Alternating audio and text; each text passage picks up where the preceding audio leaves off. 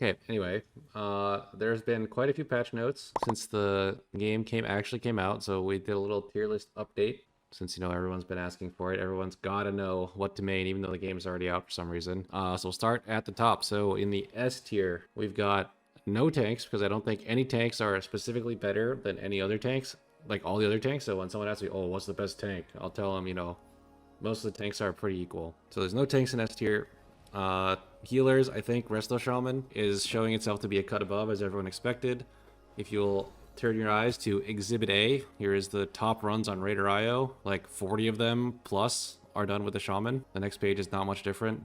It's a little bit different. Next page is a little bit different, to be fair. But yeah, Shaman is by far the best healer, I think, right now. Everyone kind of agrees. Next on the DPS list, we've got Og and Mage, as expected. No one expected any different.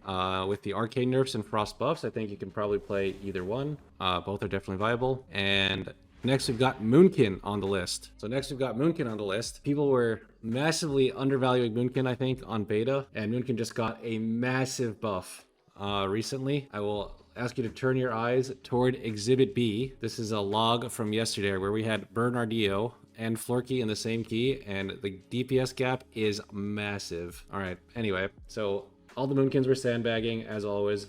No one actually believed Moonkin was trash. Moonkin is actually the best range DPS in the game. Confirmed.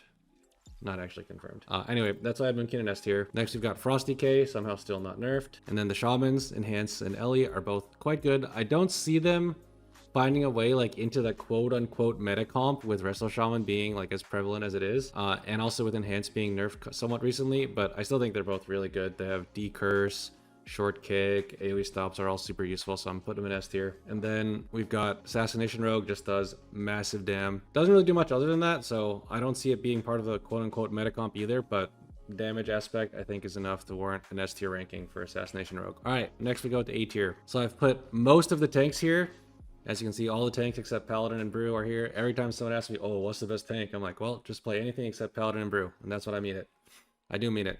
If you turn your eyes to the leaderboard here, in the top runs, I believe every tank is represented in the top 50 runs. Obviously, this is like, or top 40 runs. Obviously, this is like week 1 Mythic Plus. Barely, people are barely even doing 12s, but somewhat of an indicator. Every tank is represented here except Brewmaster, and there's very few Paladins. There's like me and one other guy playing Paladin. But yeah, I think among the top 4, the tanks are relatively balanced. VDH and Baird, I think, do have a slight edge because of their raid buffs. Although if you're playing Boomy, then obviously Baird loses that value. Survivability wise, I would say Blood has the best self-sustain. So if you don't trust your healer, then Blood is probably the best. And Warrior has the most stable damage intake. So if you like getting healed or being healable, then I would say Warrior is probably the best. And these two are like somewhere in between on that scale. But I would say all of them are perfectly viable at the top level. Next, we've got healers. I'm putting...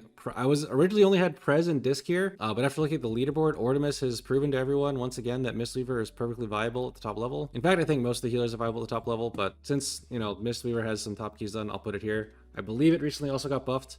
As for the other two, their damage is insane. They actually do way more damage than Resto Shaman. The only thing they're missing is obviously 20% max health, healing throughput, all the Shaman utility, blah, blah, blah. So I still think Shaman's a cut above. Presvoker does insane damage and insane healing, so it's definitely really good.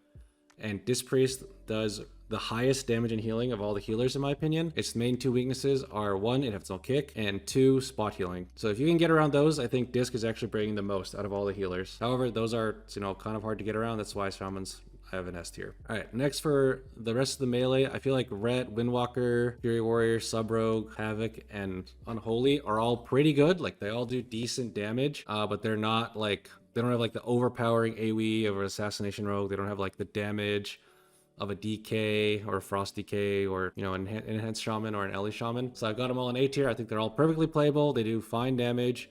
They're just not like insanely OP or anything. For the range, we've got MM Hunter. I believe MM Hunter is actually pretty good. It's doing quite a bit of AoE damage in keys. It does miss a little by single target. And all 3 Warlock specs, I actually have no clue which Warlock spec is the best. One day, the Warlocks are saying Destro's trash. The next day, I look at the Liquid stream and Destro's topping the meters. So I honestly have no idea which Warlock spec is best. I'm just putting them all in A tier, because they're all pretty good. All right, for tanks. So I've got Paladin and Brew in the lowest tier for tanks, which is B. Personally, I might even move Brew to C, but like I don't like Brew, so I don't want to be like accused of bias. I have Paladin and Brew in the same tier. Both of these tanks are relatively squishy compared to the rest of them. Paladin has However, it has very, very good utility and damage, which is one of the reasons I enjoy playing it. I feel like if you can survive the key as Paladin, then you are contributing a lot to the group with having very high consistency. Like, you probably won't wipe to anything except tank this if you play Paladin properly. Unfortunately, you know, you might wipe the tank deaths a little bit more than the other tanks. Brew is kind of in the same boat, except minus the extra Paladin utility. They are a little bit tankier, I think. They're way more healable, because Paladin has a tendency to get one-shot. Brew just requires, like, massive amounts of heals. But yeah, I would say these two are probably one step below the other 4 tanks, but perfectly viable at the top level.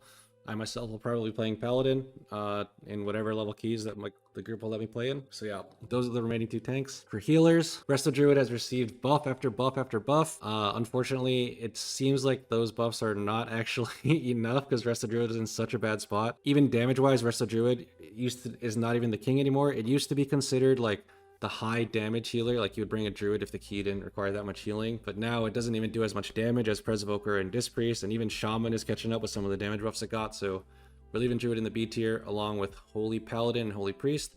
Holy Priest has actually been quite popular among relatively high keys, but I believe that is due to like some dedicated Holy Priest mains that are always going to play Holy Priest, kind of like I play Paladin. We're leaving it in the B tier. I think Holy Priest could easily be in the A tier though, so we'll see how that goes as the season goes on.